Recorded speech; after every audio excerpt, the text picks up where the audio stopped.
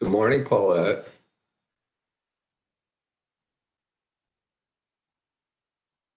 Good morning. I guess Denise is not on yet or away from her desk. Denise or Latanya? I think Otani's out today. Oh,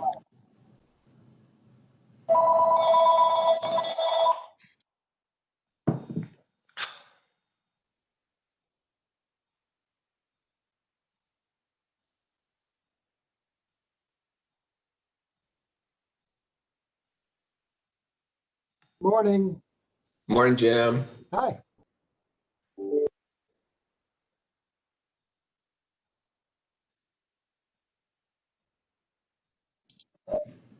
good morning. Good morning.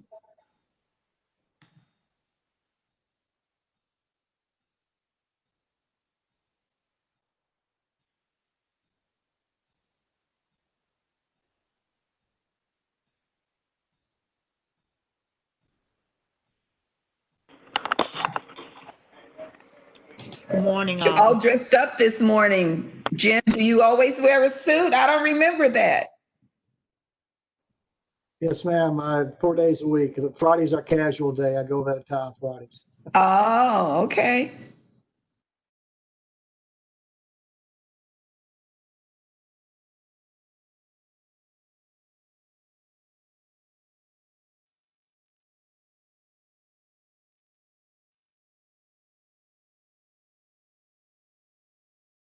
Morning, Emily. Morning, Bill. Good morning. Good morning, all. Hi, Jim. Hi. I forgot what your office looked like. Yeah, it's a bit of a mess now. We got lots of projects, underway. So.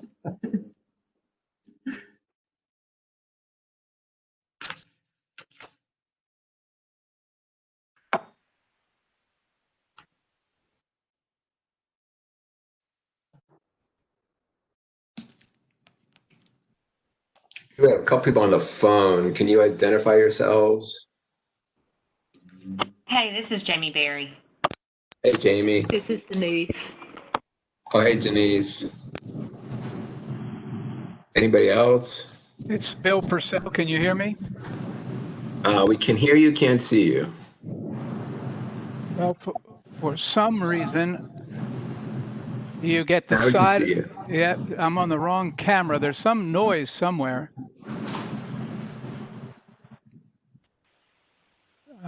Let me see if I can fix this camera. Commissioner Coleman is Paul, can you see also Mr. Purcell? Because I can present. see him. You can see my ear, I think. I see Yes, top of we your can. head. Yeah, it's not my best view, but I don't have a particularly good view. I don't think. Let's see. Is Commissioner Ansari on? Okay. Well, let me see what I can do about this. Hey guys, Somebody just joined. Aioli.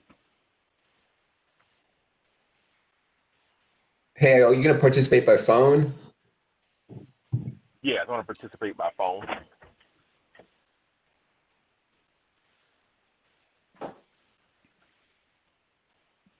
Well, let me see if I can. Oh, there you go. In the meantime, just move the camera. How about that? Is that a little better? That's so good. I can't even believe it. Well, that's good. I've been waiting for that. Thank you. Let me move the screen over there to that other screen. I have a multitude of riches here, which is not always a good thing. How about that? All right. What do you think? Perfect. Okay, good. Well, I believe that we have all of the members of the committee present at this time. And Saul, if you would begin with the usual legal language. I will. This meeting is being held pursuant to Executive Order 16 issued by the governor, which allows for virtual meetings for local governmental bodies. This meeting is being recorded and will be available for the public's viewing pleasure. The public has been invited to this meeting. Jamie has seen to that, and Jamie's on the phone right now. So I believe the purpose of the meeting is to conduct essential MDHA business. So with that in mind, I'm going to turn it over to the chair. One thing, Chair, if we want to get a couple of housekeeping items out of the way. Sure. One is that the meeting, as I saw it today for the first time, is scheduled for 3 hours. Do we want to go for 3 hours? Do we want to go for a shorter time, or what's the preference? I just want to let you know that, Chair. Right. Well, my thinking is, frankly, that we might want to consider an hour. This is the first meeting formally of the committee for this purpose, and that we might consider an hour or a little bit longer than an hour. And then, frankly, I would expect that we will have things that we want to follow up on, additional information that we require. One of the things that has occurred to me is that, and I know we're about to go through the timeline of the contract, the evaluation, and the rest, and reach some agreement about that. We might want to plan as a committee, and I'm, as always, at the pleasure of the committee, we might want to plan to meet weekly for a few weeks anyway, until we can work through whatever agenda items we may have. Take this first meeting as an introductory session to cover all of the known documents, the history, and for you to introduce the documents that you sent us a few weeks ago, the proposals that you have, and then basically adjourn or recess until next week and meet again for about an hour or 90 minutes. And I'm at your pleasure about the timing of this and when in the day. It can be as early as you'd like.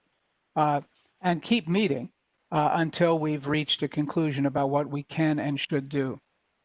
The other thing that occurred to me is that given the small size of this committee, it might be that we would like to consider in-person meetings if we can find a space, and I think that we can, that would allow social distance for the committee as well as the public should they desire to attend.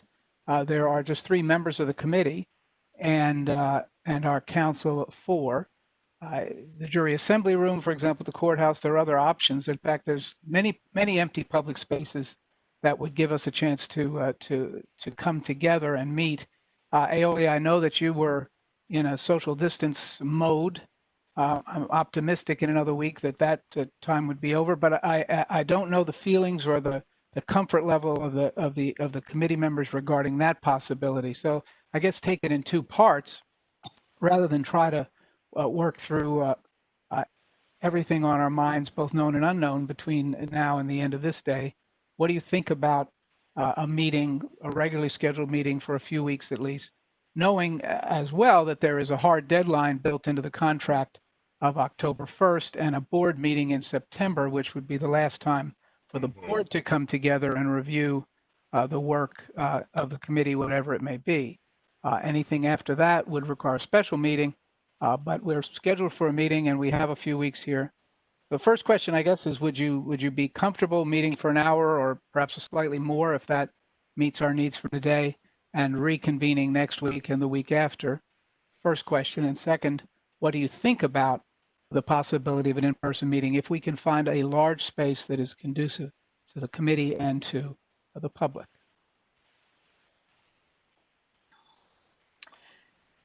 I am actually to the first question, and I think there's actually kind of 3 answers to the first question. I do think that it probably shouldn't take us 3 hours today.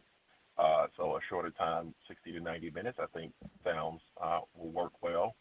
I think to the second component of your meeting, I do think that if I need to be available for weekly meetings in order to get to a position that we can present to the full board in between now and the September meeting, I think makes sense as well. And third, on your list of questions, I did test negative for COVID as of last Tuesday. I went completed my quarantine, and I went back and was retested, and have now tested negative for COVID-19. So I'm open to the right environment to meeting in person. Well, that was a celebratory sound. Whoever did it, it was perfect. Kay, Just ring the bell. thank you, Kay. Sorry. Oh, no, that's good. Perfect. Couldn't have been better timing. All right. Thank you, Aoli. Commissioner Thaden. Yes, I think that sounds like a great plan, and I certainly support it. So happy to move forward in person and weekly. Thank you. Perfect. Is there a day that's particularly good for folks if we, just to get a logistical issue out of the way at the top, might be the time to do it? Is Tuesday best? I'm at your pleasure, or we'll try to be anyway. Tuesdays are usually better days for me as a general rule. I'm less busy than Wednesdays and Thursdays and Mondays.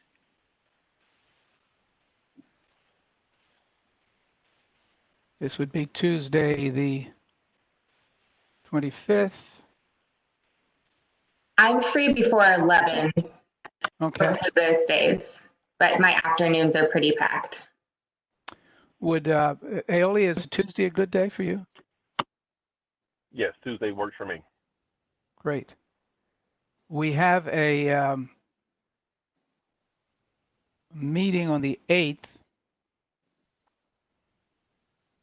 Right, committee meeting set aside on the 8th of September, I think. Is that right, Jim? That's the monthly board meeting Yes, next week. that's correct. Yeah. Well, what if we started an hour earlier? Would 9 o'clock be better? Again, I'm at your pleasure. The thinking, my first thought, and I chatted briefly with our counsel about this, was to choose the jury selection room, which is on the ground floor of the courthouse. It's centrally located, the parking garage right there. The parking can be provided by the city, and it's a larger public room with space to be in. It's where all the juries assemble. So it's not in. It's in a part of the building that is assigned to the judiciary, but it's not in the executive or the legislative or any other branch, and there would not likely be anything else down on the ground floor of the courthouse that would be problematic for us. And I think gives us some sort of a central location for everyone, if that would appeal to you. And if not, we can come up with other ideas. And Kay, I should ask you because you're certainly welcome to participate, I believe. Okay. The only issue, Mr. Chair, is that we probably want to get the notice out as soon as we can, given that we only have a week. And I guess we would call the AOC guy. I can't remember his name, but he's a good guy. But I don't know if he's going to be in. Just get back to me. So to reserve the room just might take a little while, unless Jamie's got an in that she can take advantage of. Jamie, you on the phone?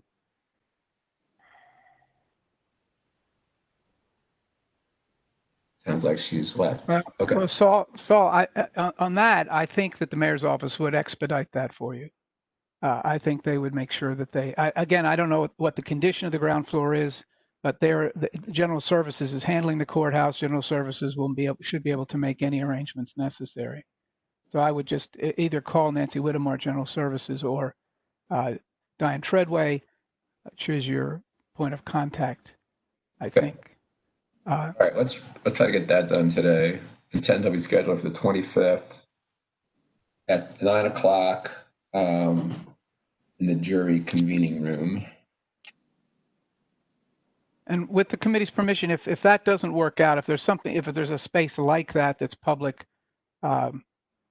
we all be comfortable with Saul choosing that space as long as it's convenient and there's parking available. Yes. Okay, good. Well, Saul, then that notice can go today, and you can be prepared for the notice for next week. I think that's comparable to the public notice we've provided for other meetings. So,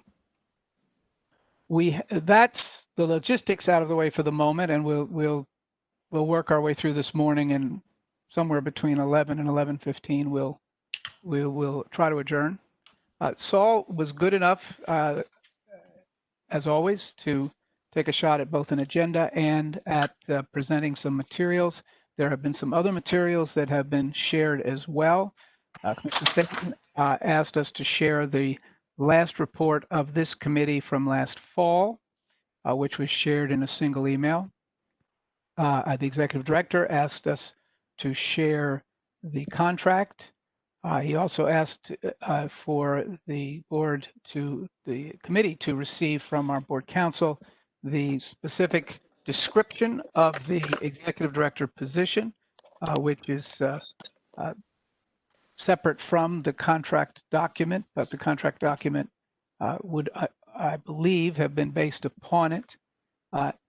And I believe that's all the materials that we have, in addition to those suggestions that Saul Solomon has submitted to us for our consideration, informed, I think, by the presentation of the chair of the then chair of the Airport Authority Board, Dexter Samuels, who came and began the process of talking about the system that they had used. You'll remember we discussed this in our board retreat, the notion of evaluation. We began the process with that presentation by Dexter Samuels. We had a virus and pandemic appear in our world, but I would say that you should also know that I began during that time weekly meetings with the executive director. We've been meeting for several months now, Wednesday mornings at 7 o'clock. But that's the background for the agenda. And Saul, if you want to take us through the agenda and then start, I think you're the first item on. Okay, so the first item on the agenda is the background and purpose of MRC, and I thought maybe Jim and I could tag team on that. Jim, do you want to kind of give it a start on I don't know if you inherited it or if you created it. Do you want to talk a little bit about what your experience has been with the MRC? The Management Review Committee, to my knowledge, was created concurrent with my hiring. It's part of the contractual, it's the committee that addresses the contractual requirement for an annual review of my performance in the position.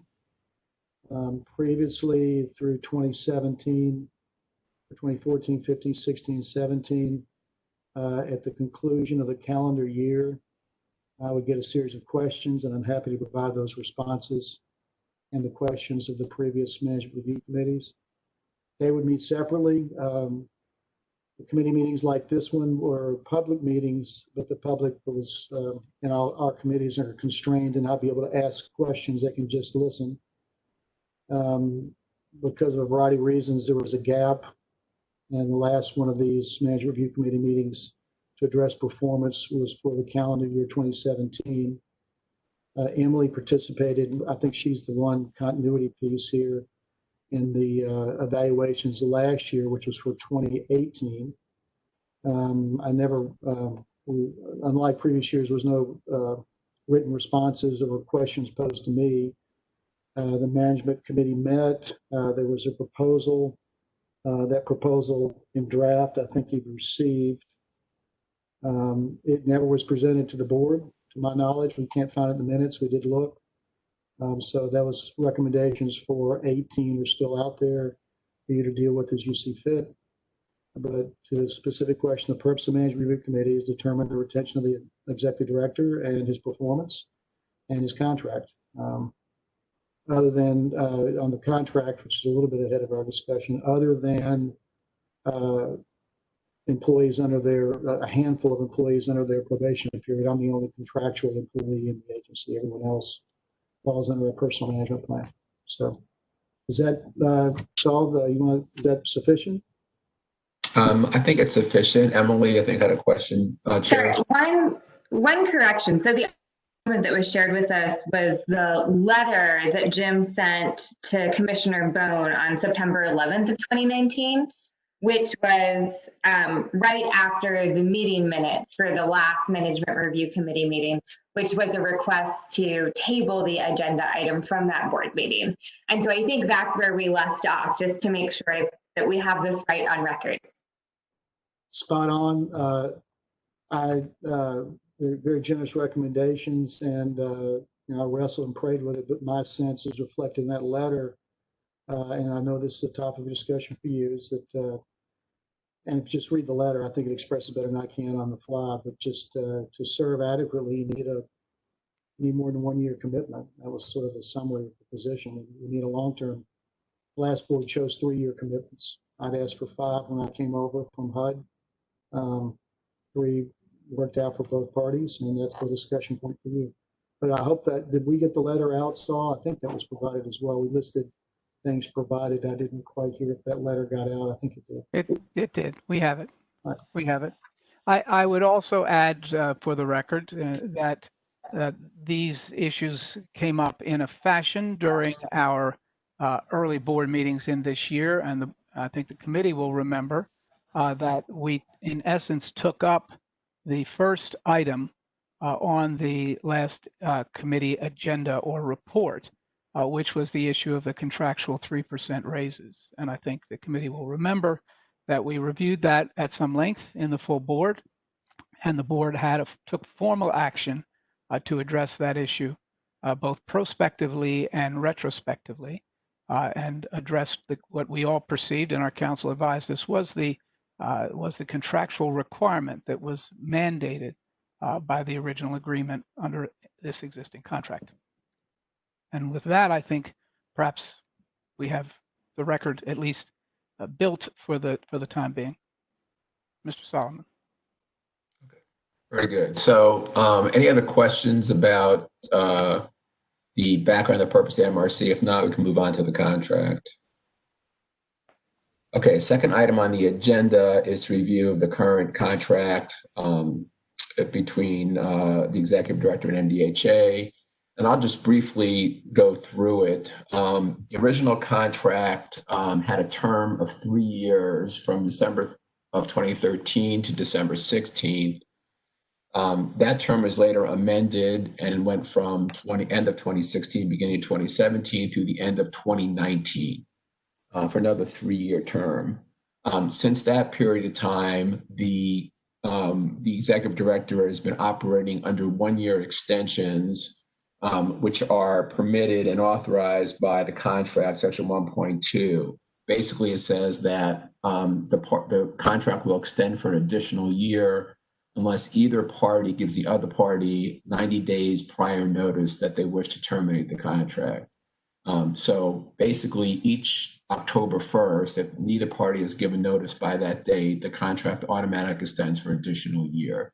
So as the executive director has pointed out, he has been operating on a 1-year contract since the end of 2019.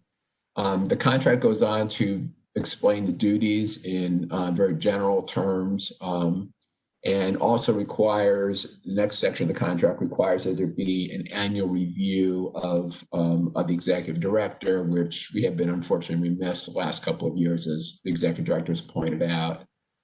In terms of his compensation, there's a base pay set forth back in 2013. There have been increases through the years. There is a cap in the contract that shall not exceed the HUD salary cap. There is a prohibition in the law about using federal dollars to pay over certain amounts to the executive director. Jim, if you want to address that, I believe that what we've done maybe I shouldn't even say what we believe. Why don't you address how we've handled the cap, if we've had to handle it at all? The cap extends only to any funds that are used out of an admin fees from the federal contracts. So a portion of my compensation, pretty much from the start, has been the unrestricted income largely generated from now parking business and our apartments that are not part of the former public housing or housing choice voucher programs. So there's a portion of my salary that Melinda carefully tracks from the general ledger that comes from non-federal revenues. Okay, the contract goes on to basically say that that Jim is entitled to a bonus if the board so desires. In section 3.5, in the past, there has been a bonus given to the executive director in a 2019 meeting, which the recommendation had been tabled as discussed earlier. As you saw in the materials, there was a recommendation that for year 2018 to proceed in 2019, that the executive director receive a 10% of his salary bonus. That payment did not take place as the board never did approve that given the circumstances. The next key provision talks about termination. Basically, the contract can be terminated at any time at the will of the board. However, if there's no what I will call cause for the termination, then the executive director is entitled to 6 months severance. That severance is not available if there is a separation based on the termination of the contract. So if for whatever reason the board elects not to renew the contract this year or any other year, as long as the termination happens at the end of the term, there is no severance. But if there's a desire to terminate the agreement anytime else, and there isn't what I would call cause, what the contract refers to as cause, then there is a 6-month severance provision. Saul, your audio is not. Are others having the same problem? No? Is it clear? It seems to be sort of breaking up for me. Go ahead. Okay. Did everybody follow that then on the termination provision? Don't repeat that, Chair. No, I understood it. Okay, very good. Okay, so those are really the key provisions of the contract. It was amended, as I said before, in the end of 2016 to extend through 2019. In that amendment, the executive director also received an additional 2 days vacation. Otherwise, the contract remained as is. So that's the current status of the contract.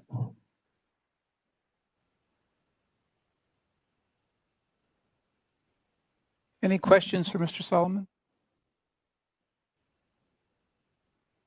Do you want to? You don't need to do this now. Have you looked at the differences between what the contract requires of the executive director and what the description within the agency's own job description is? Is there? This comes up, of course, because Mr. Harbison asked you to share this other document with us, and you may not have reviewed it, but I think at some point we should know what the differences are if there were things added or not. Okay, we'll do that. Before we get too far, and it also occurred to me that one of the things that I have not seen and don't have in front of me is the current compensation with the adjustments. We have the foundational amount, the base amount. I think, and I defer to the committee on this, I think it would be useful to have each year's compensation plus any bonus. And I think it would also be useful to have that run against the cap, whatever the cap is, so that the board can know what amount of salary has been coming out of these unrestricted or unlimited funds, if you will. And then at some point in our conversations, we talked about the comparable compensation for agencies of like size in the country. And I think that Mr. Harbison had indicated he has such data, or had it last year at least. I don't think we've seen any of that this year. I don't, again, not for today, but at some point we should have a sense of where we are in the larger world of what the market is, I suppose, is the best way to say it. Others may say it differently, but I think having those things, one document indicating all that what we are paying and have been paying, what the bonuses, if any, the cap, because that speaks straight to that issue, and also helps us understand what funds are where funds are coming from, and then finally the market, if you will. It might also. Go ahead. Commissioner Ansari, I'm sorry. Thank you very much. The only other additional request I would have to that is and for the years in which we paid incentive or bonus compensation to the executive director, what were those criteria? And what were those criteria for bonus payment? Was it an arbitrary request, or were there a set of metrics that were determined and there was some percentage of salary? But just whatever the performance framework was for that incentive payment, that would be good to see on a year-by-year basis. I don't know if we have it, but if we do, that'd be good. I agree.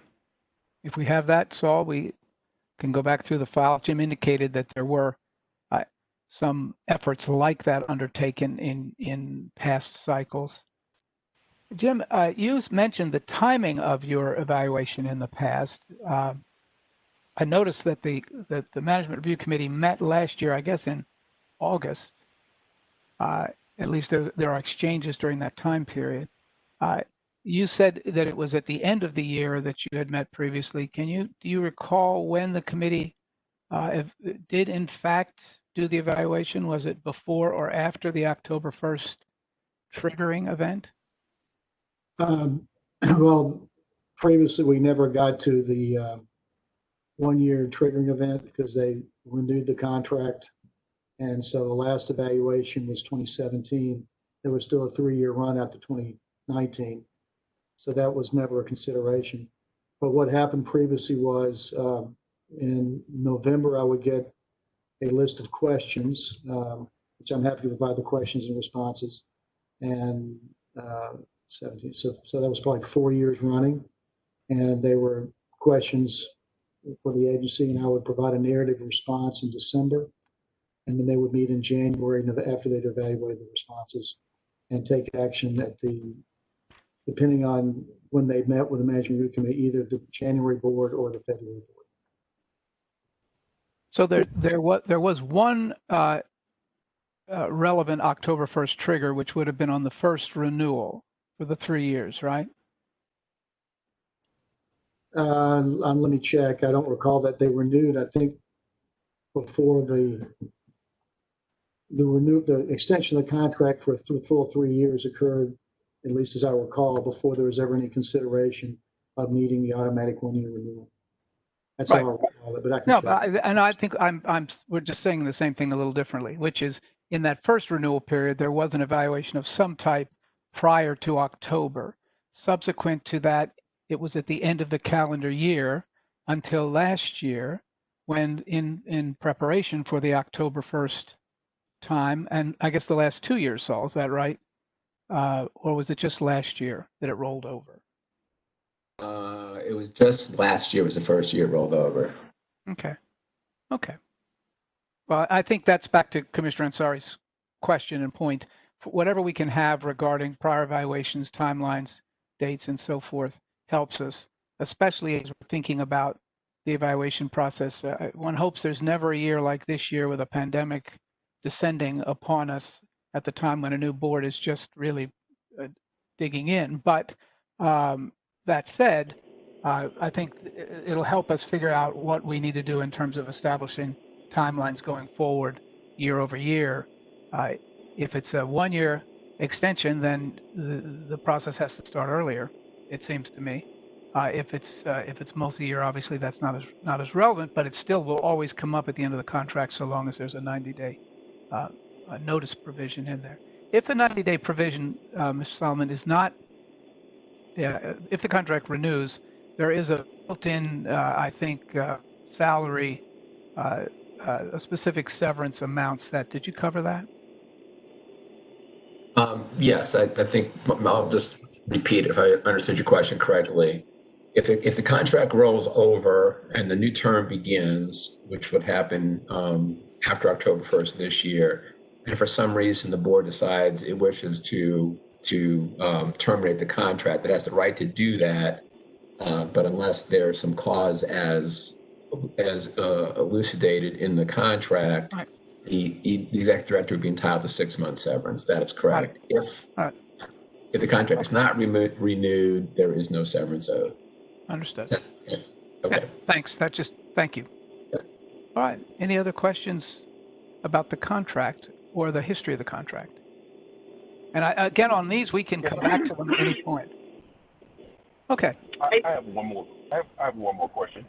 Yes. So can you just remind me again, Saul, when our fiscal year ends? Jim, it's September 30, correct? Right. Yes. Yep. And when does and the contract renewal period is October 1st, right? Correct. Got it. The So dead. That's the I would dead. say right. It feels like that's just a comment for going forward is we need to maybe figure out how to stagger whatever the next contract period is, because in a perfect world, you would actually have the ability to see the prior year's performance before having to make a decision. Before having to make a decision, but it feels like that the decision-making point in the year evaluation period, they seem to be right on top of one another. No, I understand. This is Bill Purcell. I understand. In fact, the contract begins January 1, which was obviously a calendar year, and then we have a fiscal year.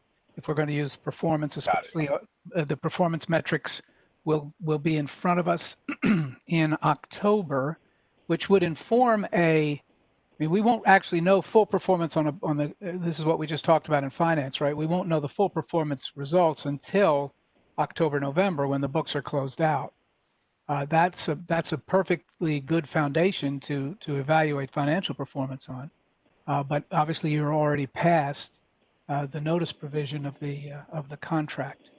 That's right. That's right. I got it. Good point. Okay. So, Commissioner Purcell,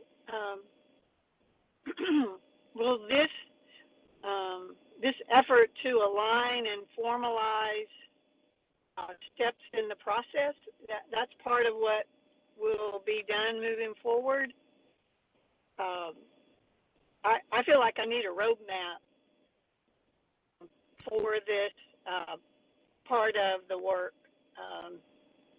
just to help me stay on top of it. Well, I think a roadmap is exactly what we should produce when we're done.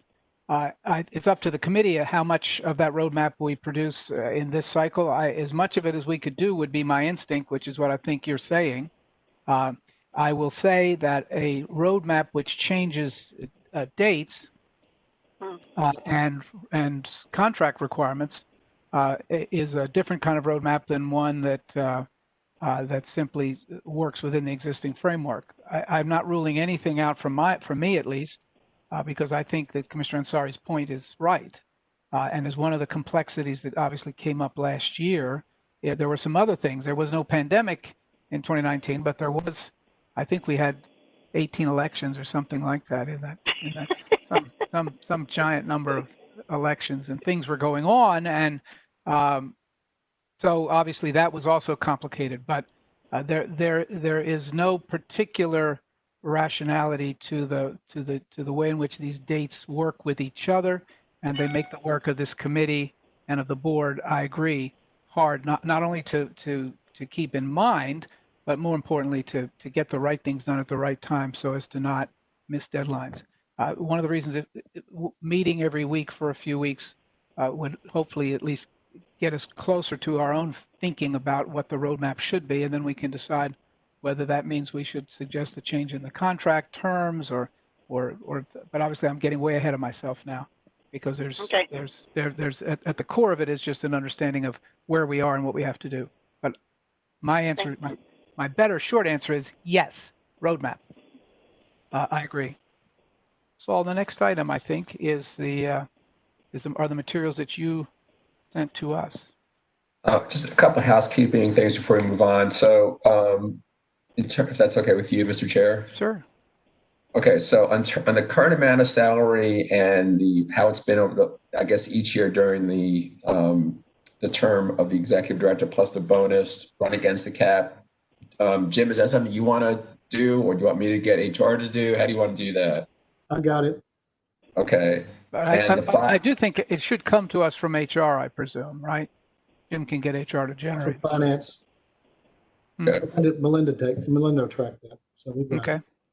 And then And- the national compensation study, we have not purchased. I'll order that today from FODA, the Public Housing Agency Directors Association. They do an annual survey. 2019 is available. We have to purchase it. It's online. And we'll get that and give you the national comparison. great. I will obviously review the contract language versus the job description. Mr. Chair, obviously your pleasure. Does it make sense at this point in time? Do you want to move on to say this is another time to allow the executive director to discuss what he believes the contract should be, or is that something that we should table for another time, or how do you want to handle that? Yeah, my thought was to take the agenda as you presented it to us, and that is to take it through the process for evaluation, which strikes me as a prelude to a conversation about what the parties desire. Gotcha. I'm at the will of the committee on that. We can move straight ahead, but I think, as Mr. Harbison indicated, he has shared with us his feelings from 2019. He's indicated that he feels much the same way now, and that the written document is a strong presentation of his feelings. But we can have. I had anticipated a further conversation about that, but my thought was for us to work our way through this agenda and likely come back when we have additional information that would allow us to have a larger and more informed discussion about how it should be, when we know what's going on in the other agencies, when we know what's occurred over the course of time, and when we have in our minds the criteria that would be used now and in the future to make these kinds of decisions.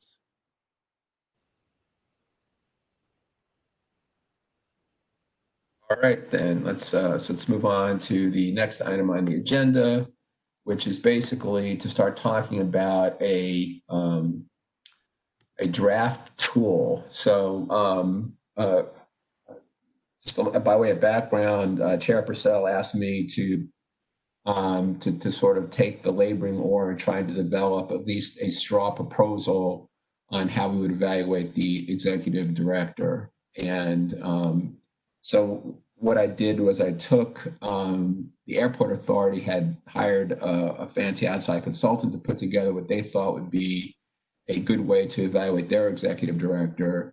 I looked around at what Metro is doing, which is not nearly as complete what the airport authority was doing.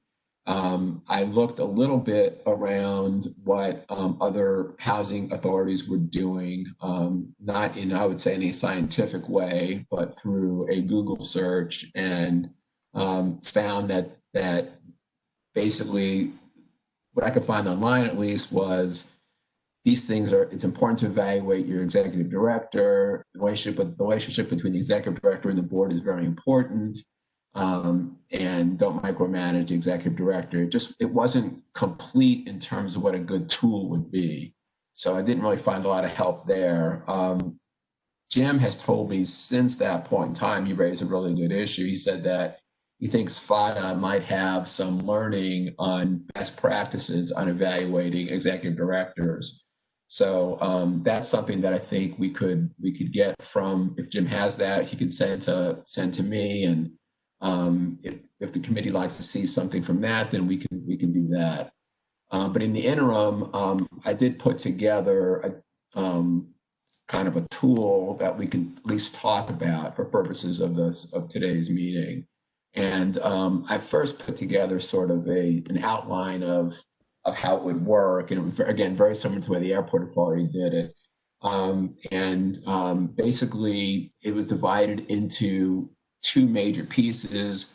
One, I would say, for lack of a better word, is more objective criteria based on performance, though not entirely, based on objective performance standards, such as, did you meet your revenue goal? Did you meet your operating profit goal? Did you meet your expense target?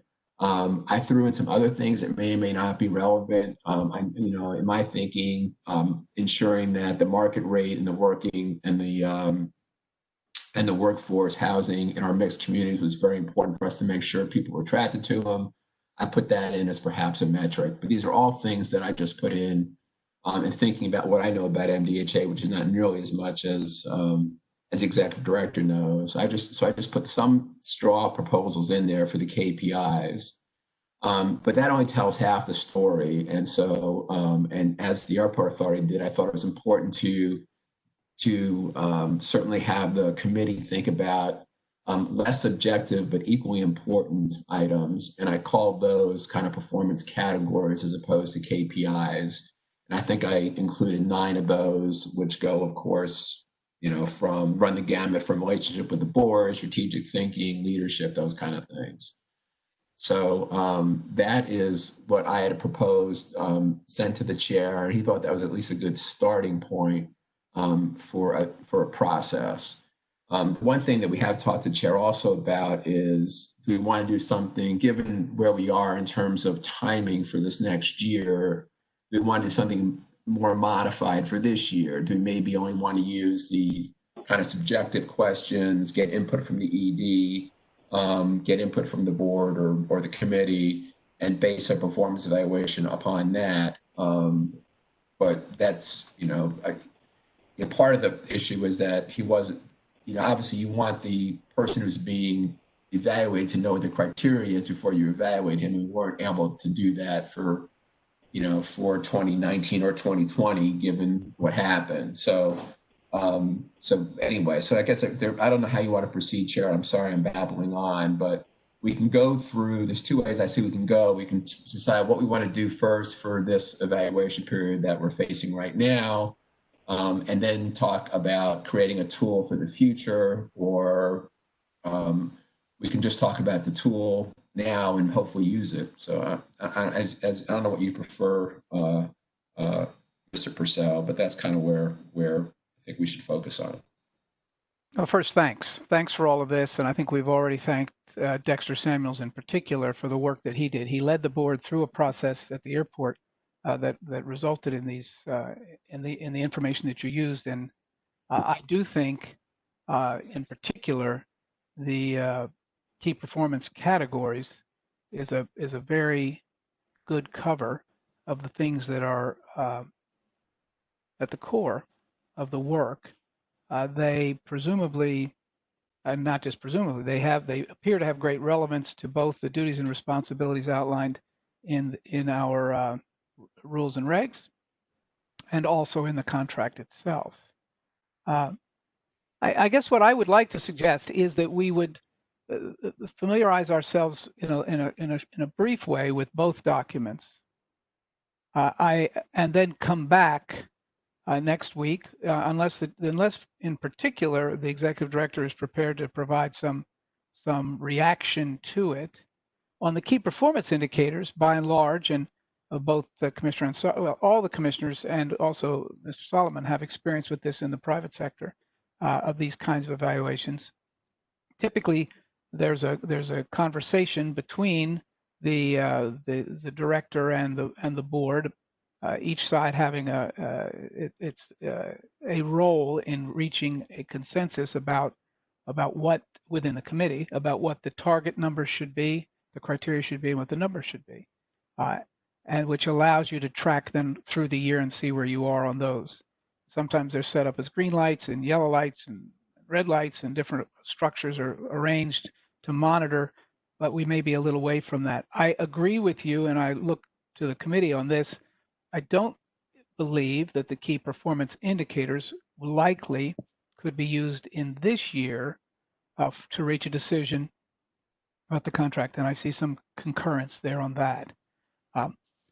I do think the issues that are raised more broadly, which in the key performance categories, to the extent they track and reflect expectations established in the contract and within the description of the job, are both relevant and worthy of discussion in this year. To the extent that there's anything there that would be surprising or not included within expectations previously established by law, let's say, then I think we should know that. And that might be a place for particularly the executive director to respond. If there's something in that category section that was beyond anything anticipated or ever previously described, then that wouldn't be something that we should talk about, evaluate, or attempt to probably not. It depends on the committee's will, but that would be outside. But so to be clear, my feeling is that we should spend some time thinking about these two documents and talking about them. I would suggest, and in fact, I have a bit of a proposal to suggest, which is that we might, I was thinking actually that I might ask Commissioner Ansari to kind of take the lead on the key performance indicators and Commissioner Thaden to take the lead on the category section just over the course of this next week, to kind of wordsmith a little, look and see are there things that are not there. I think on the indicators, Commissioner Ansari, you have I don't know, it just feels like your wheelhouse to me, but I'm open to suggestion if anybody thinks I've got that wrong. But I think if each of you were to look a little more deeply at those two areas, and then we could receive some feedback from you, and then next week, Jim, unless you're ready this week to talk about them, have some response from you about how those things would work and how you feel about them, how another executive director would feel about them. If you have some information from FADA, best practices, and other things in the interim that we can compare these to, certainly that would be worth feeding into the process, but allow a kind of subcommittee of the committee to be formed of one, if that's okay, and you can work with Saul and kind of bounce it back and forth, see how he got there, what he took in and out, but come back with your thoughts about, and then take them all up next week. Sorry, so Bill, have we officially decided at this point that for this current year, we will stick with the key performance categories, but they may still be refined? I would have to say, honestly, that from the chair's perspective, we haven't decided anything, except that we're going to meet next week. That's the only decision that I know. Okay. We're meeting next week. But on this one, I think I'm kind of putting out my thinking, but I'm perfectly prepared to have a conversation about it, and I am not sure that we should make any decision about any of that today. I think it would be worthy of because especially the key performance indicators is the barest of frameworks, and is, as Saul said, just his quick effort, not quick, but his less informed than he would have liked effort to add things to what the airport was doing. And I presume, Saul, you took out the things about, landing airplanes and concessionaires and stuff that wasn't needed. But I think they're both worth some attention by people who are smart on this committee to think about it, think about how it works, and then receive input back from the executive director about it. And that conversation can go on during the week, or you can wait to next week when we're back together again. And then I think make a decision about can the performance indicators be useful in this year? Yes or no? Are the categories useful in this year? Yes or no? And then begin the process of thinking about, so now that we know how, what we're going to use, what do we think? And that might be the following week, to be frank. The only thing I'd add, Chair, if I may, is that we probably don't want to overcomplicate this. And so the weighting of it is something that we should maybe spend some time talking about either now or next week.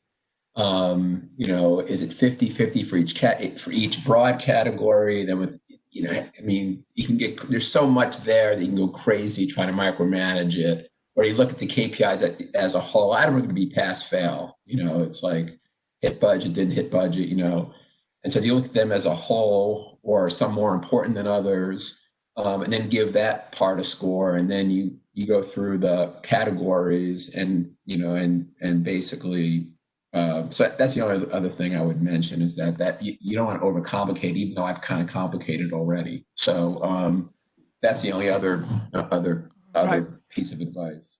Well, just because I can, I'll give a first stab at I'll just give you my thinking at the moment. And I have been through, and many of you have probably been through, but certainly I've been through requests for proposal, RFQs, RFIs, where we have two things running in tandem, an attempt to score each.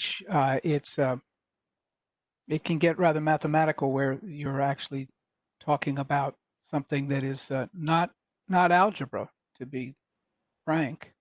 My thinking is that the key performance indicators are important, and Commissioner Ansari in particular has talked about this kind of thing. But I think Commissioner Thaden as well. Things for us to keep throughout the course of the year, looking at to see where we are and how we're doing.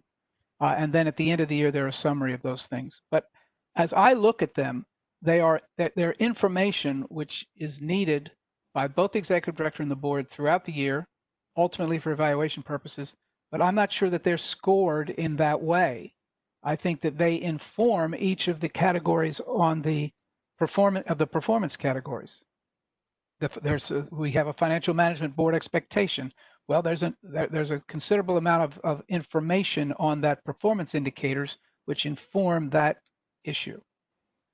But I'm not sure. Employee satisfaction, now we're dealing with staff development, number 8. It informs that perhaps. So I'm not sure that I think that they have to each have a separate score. I'm not sure that you couldn't be comfortable, just this is my first thought on it, comfortable just looking at the key performance categories, using the other as a set of real numbers with real findings in them that help you think about all that, but then work your way through the other. And that within those categories, you could assign numbers depending on what you think most important is. And I might leave that for another day, but I will say financial management and relationship with the board expectation strike me as top of mind, top of list in terms of categories. But within those 9, of course, if there were 10, Saul, if you'd come up with 10, it would be easy just to be 10 points. But I don't like making it easy. I don't like that. I know that, but you could do a couple of categories, 15, and the rest 10, and so that you could actually do some scoring within that. And then it could be a score of 100, or it doesn't have to be 100, obviously. For me at least, I'm not sure that these are 2 separate evaluations run in parallel and then are combined, then are glued together as 2 numbers. But that's just me. That's my feeling about it. And again, we don't have to decide any of that this week until we've thought some more about each of these instruments and what's good and what's not, what's missing, and if there's something better out there before we make a decision about them. It's helpful for me with my homework assignment, if I take back the key performance categories, to understand if we are using the KPIs simply as information to inform the key performance categories. Because if that's the case, then I do think that there's something around program performance and advancing the mission that is missing from the key performance categories. Okay. Well, it's certainly not in the indicators. How dare you? That could be number 10, Emily. That gets us to That's why I left it out. always. I want y'all to think you were smart, and so. Well, Commissioner Ansari, what do you think? You've been thinking about it. I can't hear you.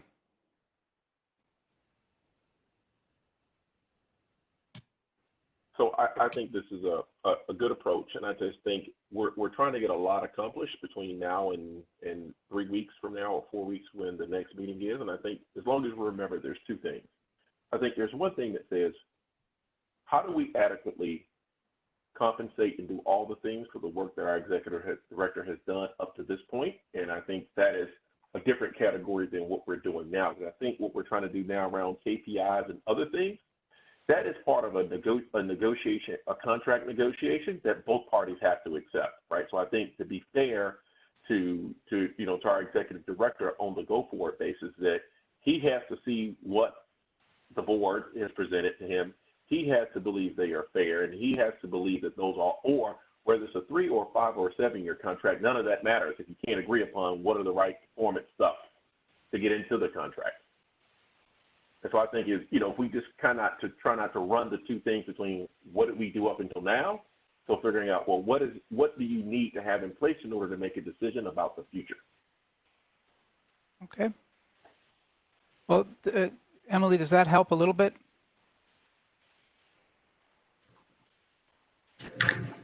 Yes, I think so. I think I still have the concern that we are trying to get within the next 2 weeks.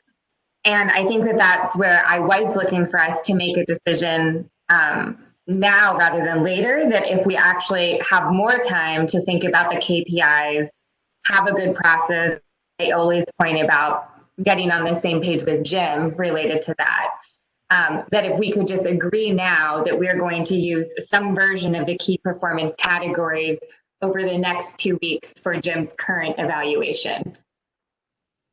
I agree with that. I think that's what Commissioner Ansari said, and unless there's objection, I think that's the consensus of the committee. And if we come, and let me say, the good news is, if we come back next week and we think we were wrong, or there's something that Jim produces that is industry standard and everybody understands it, and every other executive director has seen it and received it, we could rethink it. But I think I agree with what you just said, and I think it is totally consistent with what Commissioner Ansari said. Okay. The only other angle I would. Commissioner Bowers. Okay. Yes. So can I summarize what I think I'm hearing? So for current evaluation, we're going to come up with the decisions on how we use the KPIs and the categories. And then moving forward for contract purposes, then we'll do more work to clearly define that, and it will be something that the board and the executive director agree with to use moving forward. So it's really two different activities as I see it. I think that's right. Just to be clear for this record, I think the key performance categories will be the critical component of what we're doing for this year, informed by the information we're still to receive from prior evaluations and prior expectations set, which was Commissioner. That's right. That's right. And to the extent that they are in tandem, that's helpful to us. If there's a differential, then we should know that and see that as well.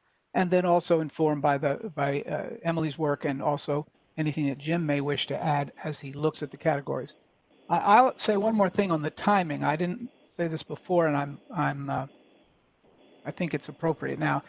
If we get to the first board meeting in September, and for whatever reason we feel as though we are not ready as a committee, and the board is not fully ready to deal with whatever we may have or not have at that point, then we have the ability as a board, obviously, to reset that September meeting again, recess it, and come back together again as late as the last day of September, if that's something that we need to do. So I don't want to take the pressure off of us, but at the same time, I'm very much aware of the calendar and the fact that if we need a little more room in here, there is some more play in this, especially on the issue of the trigger, if you will, on the automatic renewal. So anyway, well, Commissioner Ansari and Commissioner Thaden in particular, are you comfortable with what I have asked you to do? Is that something you would be open to? One taking the indicators and one taking the expectations for next week? Lisa? Yes, that sounds fine to me. And Jim, I assume that you will get us feedback as well related to anything that you would like to see changed or request be included in these, so that we get to your input. And then I assume that if other board members have input on these documents, we should run that through Saul.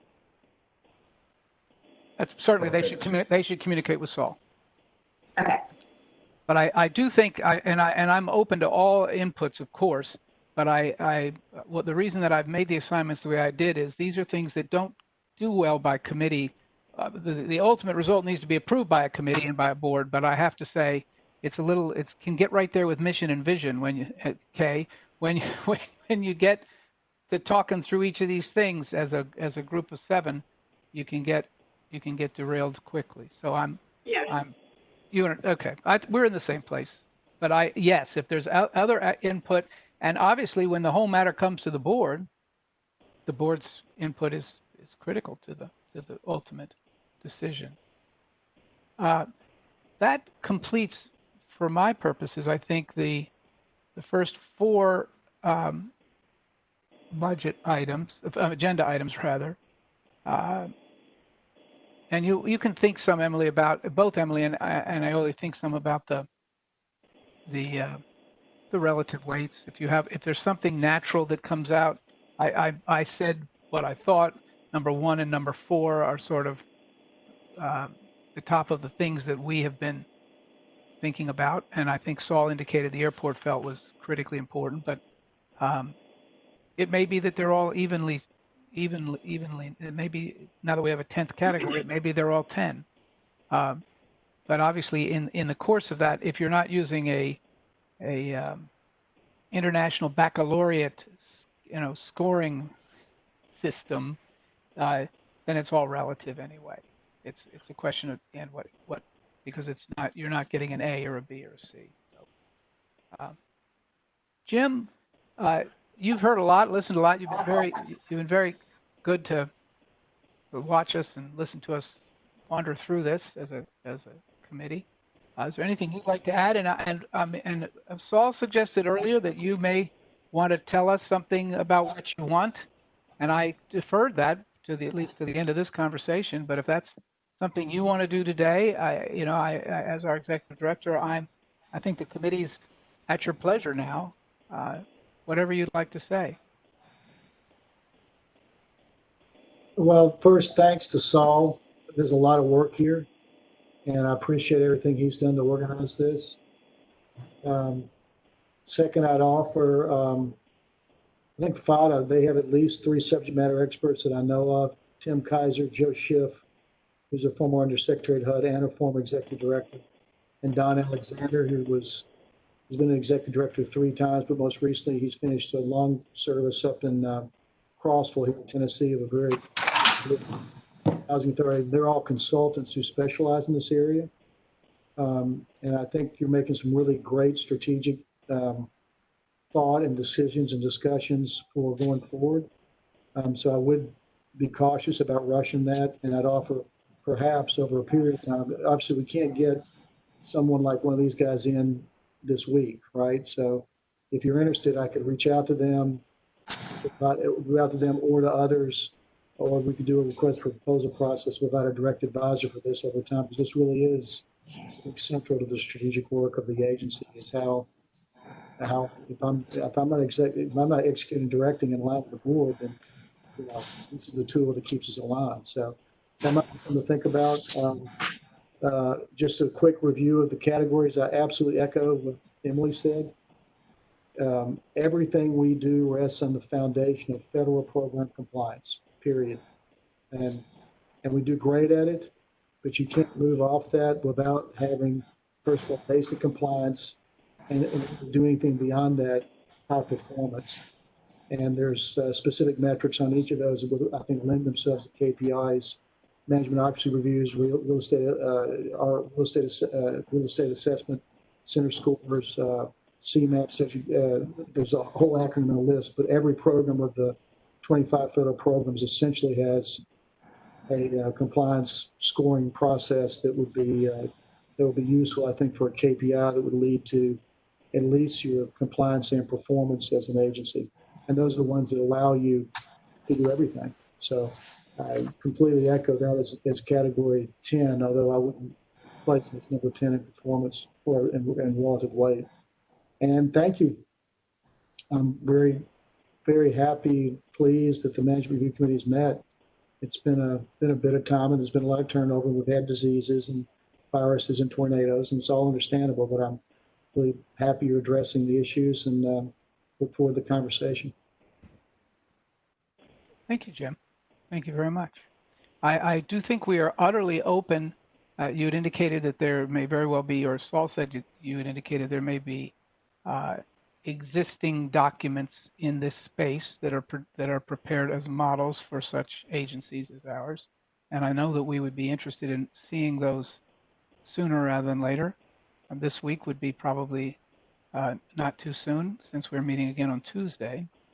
On the other offer of consulting services and the like, again, you're certainly welcome to explore what might be available. I think you said it in another way. I don't think that will be available to us or useful to us in this particular round of conversations and discussion, but for the long term, that could be useful. And so it's worth our knowing what's available to us as a board in that regard. But at the moment, I think what we need is anything, as much proven, tested, existing information as we can get on what is happening to other EDs in the market. At some point, Saul, you should probably also have available the other market numbers for public employees in the region, so that there's a sense of that. And then I think, Jim, I'm not sure we talked about this, but is there anything else in the compensation package that is separate from? I know there's a car provided for during the day, not for commuting, and so forth. Is there anything else there that you receive?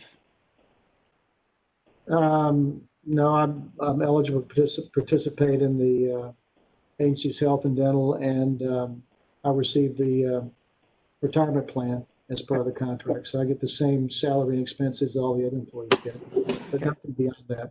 Okay. So Saul, I mean, as we're scoring, or not scoring, but as we're reflecting what the compensation package is, I do think you need to include the 13%, right? You need to include the 13% there. That's another comp as to the other agencies that we're looking at. I'm not sure, Jim. Do you keep track of your? We can come to that later on other things, vacation days and the like. But 22 seems like that's for a person with your level of experience. That's about where the state provides. It may be above metro scale. I think the state scale is something like that, 22 days. Well, you all, it's not 60 minutes. Go ahead, but it's almost 90, and we have at least 15 more if you want to stick to 90. But we can also, we had blocked out 3 hours, so we could have lunch together. I'm with you. Whatever. Commissioner Ansari.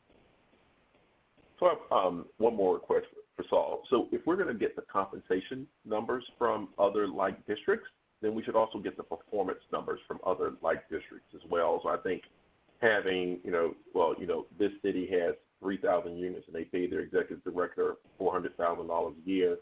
Like there's got to be like just that comparison in of itself is kind of in a vacuum, doesn't really lend much. I think to that comparison, and I think as we think about KPIs and other things, that if the salary compensation will be these other like cities, then we can't, if we're saying those cities are Charlotte, Atlanta, Dallas, then we can't compare ourselves to Memphis and Chattanooga and Knoxville anymore from a performance perspective, which is what we have tended to conversate around perspective is relative to other Tennessee kind of, agencies. But if we're going to go look on a national scale around kind of sort of size, scale, and scope, then I think you've got to match both of them together in our evaluation framework. Okay. I really appreciate you bringing up that point, because one thing that I think it's hard for us to remember is that we have an incredibly unique housing authority in Nashville. In many other cities, things like Home, CDBG, Hopwell, all of those programs being operated in a community development department. And really the housing authority is like head down on housing vouchers and public housing. And so, with us being much larger in terms of what we are doing in terms of lines of business and RAD and mixed income development, I do want to acknowledge that that's something we should be factoring in and understanding. Mm-hmm. And I think everyone understands it, but most housing authorities do not issue vouchers either. So only really the large ones do. State agencies like THDA, they issue most of the vouchers in the state of Tennessee. What did you tell? Is it about 350 agencies that issue vouchers? Did you tell me? I believe that's correct. I can check and get that, but it's 3,400 agencies. It's certainly not 500. It's a low 300s, I think, but I can get that. Right. I mean, that's certainly worth knowing and seeing. I will say that we as a city tend to compare ourselves to a basket of 10 plus or minus cities.